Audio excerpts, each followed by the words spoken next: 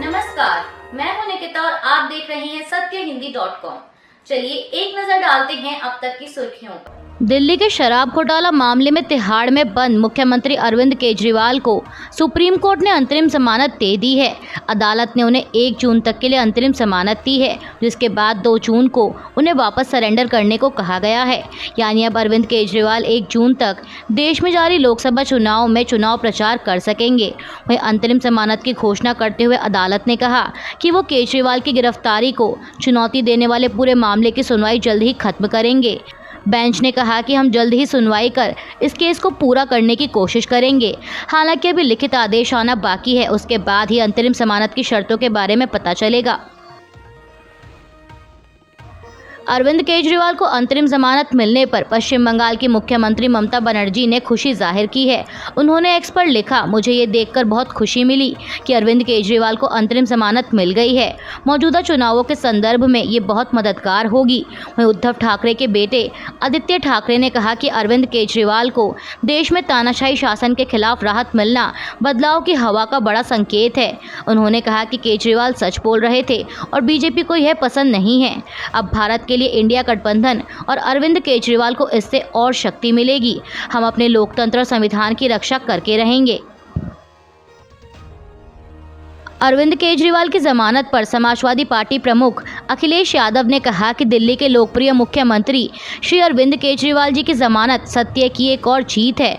उन्होंने कहा कि इंडिया गठबंधन की शक्ति और एकजुटता भाजपा के दुख दर्द देने वाले राज से भारत की जनता को मुक्ति दिलवाने जा रही है। अखिलेश ने एक्स पर लिखा कि एकजुट होकर मतदान का संकल्प लें।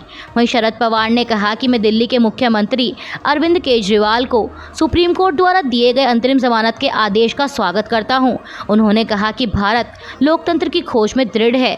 इसके अलावा दिल्ली की उत्तर पूर्वी सीट से कांग्रेस उम्मीदवार कन्हैया कुमार ने एक्स पर लिखा कि माननीय सुप्रीम कोर्ट द्वारा दिल्ली के मुख्यमंत्री श्री अरविंद केजरीवाल जी को अंतरिम बेल दिए जाने के फैसले का स्वागत करता हूं।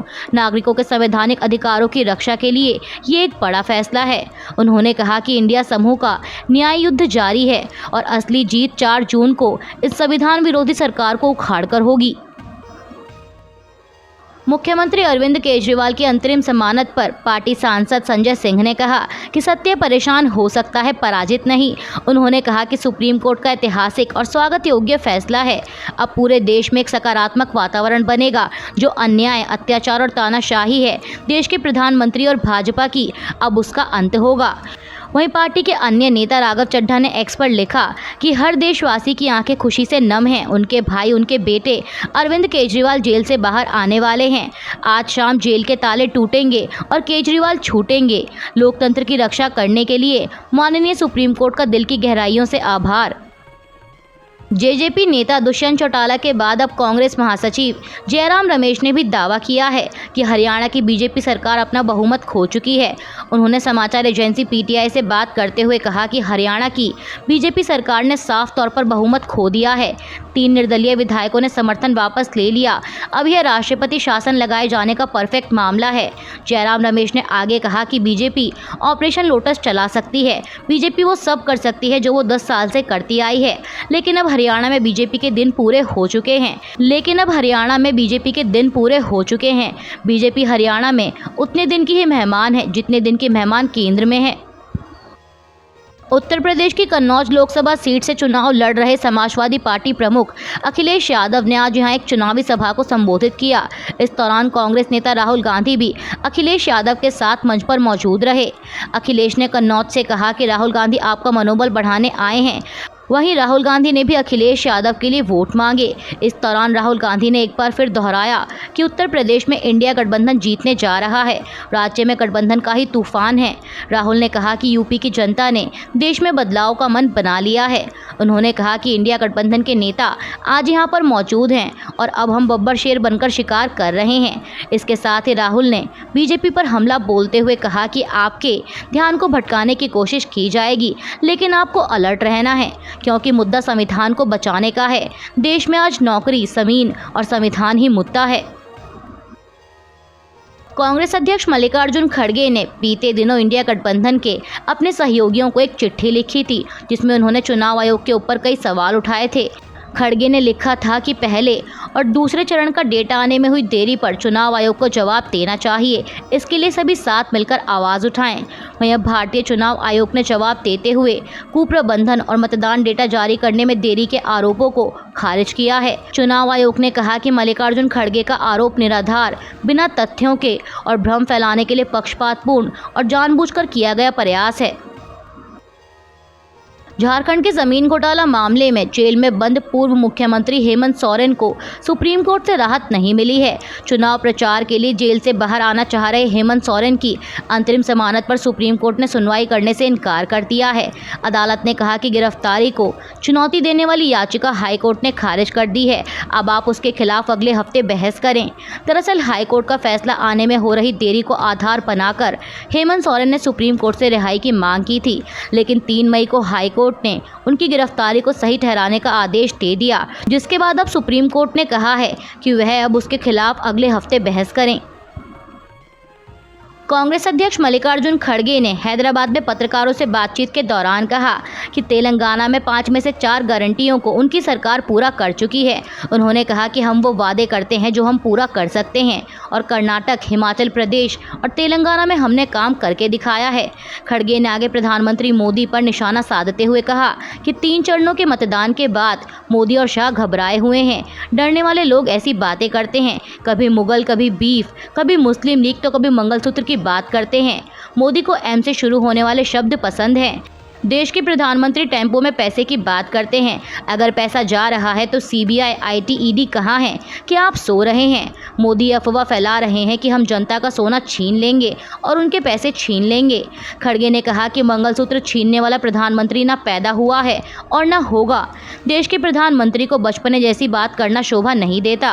पीएम लोगों को बहकाने का काम करते हैं। उन्होंने कहा कि मैं पीएम से पूछना चाहता हूँ कि आपने तेलंगाना की कितनी मदद की। कांग्रेस नेता मणिशंकर अय्यर के पाकिस्तान पर दिए गए बयान का वीडियो वायरल होने के बाद कांग्रेस ने उनके इस बयान से किनारा कर लिया है। कांग्रेस पार्टी ने कहा कि मणिशंकर अय्यर के बयान से वो पूरी तरह असहमत है और मणिशंकर अय्यर के पास पार्टी के किसी भी मामले पर बोलना उनके अधिकार क्षेत्र से बाहर है। कांग्रेस नेता पवन खेड़ा ने कहा कि मणिशंकर अय्यर के कुछ महीने पहले दिए गए बयान से कांग्रेस पार्टी पूरी तरह से असहमत है और बीजेपी इस बयान को मुद्दा बनाकर ध्यान भटकाने की कोशिश कर रही है।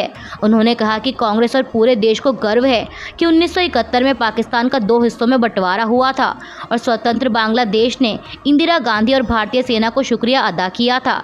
इसी के साथ पवन खेड़ा ने विदेश मंत्री एस जयशंकर का एक पुराना वीडियो भी शेयर किया।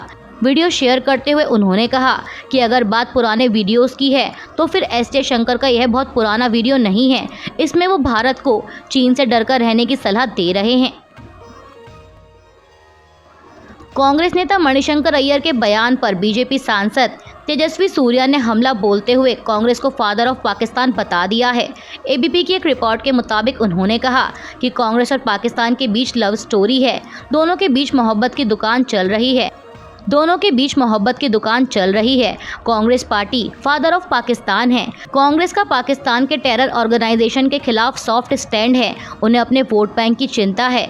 वहीं मणिशंकर अय्यर के बयान पर बीजेपी सांसद ने कहा कि अगर पाकिस्तान के पास एटम बम है तो हमारे पास नरेंद्र मोदी हैं।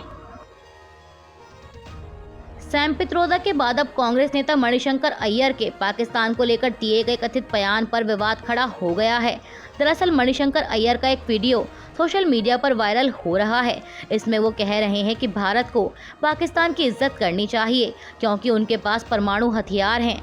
उन्होंने आगे कहा कि अगर विश्वगुरु बनना है तो ये दिखना चाहिए कि पाकिस्तान के साथ हम हल निकालने की कोशिश कर रहे हैं। पिछले 10 साल से ऐसा नहीं हो रहा। पाकिस्तान में कोई भी पागल इन बम का इस्तेमाल कर सकता है। प्रधानमंत्री मोदी के अडानी और अंबानी का नाम लेकर राहुल गांधी को घेरने वाले बयान पर अब कांग्रेस नेता पी चिदम्बरम ने भी पलटवार किया है। उन्होंने पीएम मोदी के आरोपों को लेकर राहुल गांधी की जांच की मांग को सही ठहराते हुए एक्स पर लिखा कि पीएम मोदी के आरोपों पर राहुल गांधी की जांच की मांग बिल्कुल सही है। पीएम मोदी ने बेहद गंभीर आरोप लगाए हैं कि 2 बड़े उद्योगपतियों ने टेम्पो में कैश भरकर कांग्रेस पार्टी को दिया है। चिदम्बरम ने कहा कि चूंकि ये आरोप पीएम मोदी ने खुद लगाए हैं, इसलिए इन्हें बेहद गंभीरता के साथ देखा जाना चाहिए। राहुल गांधी ने इन आरोपों पर जांच की मांग की है और यह मांग पूरी पूरी तरह से वाजिब है। कांग्रेस नेता ने आगे कहा कि पीएम मोदी पिछले 24 घंटों से चुप क्यों हैं? वित्त मंत्री जांच की मांग के सवाल पर जवाब क्यों नहीं दे रही? दरअसल आपको बता दें कि बीते दिनों पीएम मोदी ने कहा था कि जब से चुनाव घोषित हुआ है, शहजादे ने अंबानी अडानी का नाम लेना बंद कर दिया। ऐसे में मैं पूछना चाहता हूं कि चुनाव में इन्होंने अंबानी या अडानी से कितना माल उठाया है? काले धन के कितने बोरे भरकर मारे हैं? आज टेम्पो भरकर नोट कांग्रेस के लिए पहुंची है क्या? देश में जारी लोकसभा चुनाव को लेकर कांग्रेस महासचिव जयराम रमेश ने कांग्रेस की जीत का दावा करते हुए कहा कि 3 चरणों के बाद मैं कह सकता हूं कि 2004 रिपीट होने जा रहा है और इंडिया गठबंधन पूर्ण बहुमत के साथ सरकार बनाने जा रहा है। जयराम रमेश ने कहा कि पहले चरण के मतदान के बाद ही साफ हो गया था कि बीजेपी दक्षिण में साफ और उत्तर में हाफ होने वाली है। 3 चरणों के चुनाव के बाद हम कह सकते हैं कि हमने जो 2004 में देखा था वही 2024 में दोहराया जा रहा है। इंडिया गठबंधन को स्पष्ट और ठोस बहुमत मिलने जा रहा है। हरियाणा के पूर्व उप मुख्यमंत्री दुष्यंत चौटाला के आरोपों के बीच राज्य के मुख्यमंत्री नायब सिंह सैनी का बयान आया है कि उनकी सरकार विश्वास मत जीतने में कामयाब होगी। दरअसल दुष्यंत चौटाला ने दावा किया है कि सैनी सरकार अल्पमत में आ गई है और उन्होंने राज्यपाल को चिट्ठी लिखकर फ्लोर टेस्ट बुलाने की मांग की है। वहीं अब जवाब देते हुए मुख्यमंत्री नायब सिंह सैनी ने कहा कि कांग्रेस को लोगों से सरोकार नहीं है, वो लोगों को गुमराह करना चाहते हैं। उन्हें राज्यपाल को लिखित में देना चाहिए कि उनके पास कितने विधायकों का समर्थन है। समाचार एजेंसी पीटीआई से बात करते हुए मुख्यमंत्री ने कहा कि 1 महीने पहले हमने विश्वास मत हासिल किया और जब समय आएगा हम दोबारा विश्वास मत हासिल करेंगे। प्रधानमंत्री मोदी ने आज महाराष्ट्र में एक चुनावी सभा को संबोधित करते हुए कहा कि आरक्षण को बचाने के लिए आरक्षण का महायज्ञ कर रहा है मोदी जब तक जिंदा है SC, ST और OBC में से आरक्षण का रत्ती भर भी हिस्सा मैं धर्म के आधार पर नहीं देने दूंगा। प्रधानमंत्री ने कहा कि आरक्षण को कोई हाथ नहीं लगा सकता। देशवासियों से कहूंगा कि वंचित के अधिकार का मोदी चौकीदार है। जब मोदी जैसा चौकीदार हो तो किसने अपनी माँ का दूध पिया है जो आपका हक छीन सकता है? अभी के लिए बस इतना ही। बाकी की खबरों के लिए जुड़े रहिए सत्यहिंदी.com के साथ।